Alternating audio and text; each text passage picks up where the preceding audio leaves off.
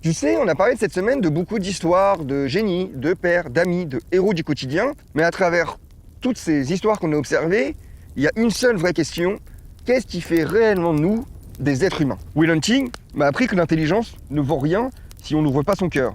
Les Titans m'ont montré qu'on est plus fort quand on se tient la main. Tree Hill m'a rappelé que grandir, c'est aussi accepter que tout change. Et Ted m'a appris à dire merci pour le chemin, pas à regretter la fin. Avec les personnes, j'ai compris que personne ne se construit seul. Avec Erin, que l'éducation, c'est d'abord y croire.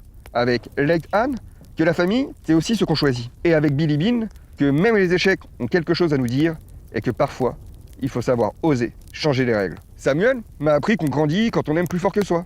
Hazel et Gus, qu'il faut vivre avant d'avoir peur de mourir. Guido, qu'on peut protéger un enfant rien qu'avec un sourire. Et Marley, qu'aimer, en fait, c'est juste être là. Et puis, il y a eu John Coffey, celui qui portait la douleur du monde, et qui m'a appris que la vraie magie, c'est pas d'éviter la souffrance, c'est de garder son cœur ouvert malgré elle. Toutes ces histoires, elles ne parlent pas de super-héros.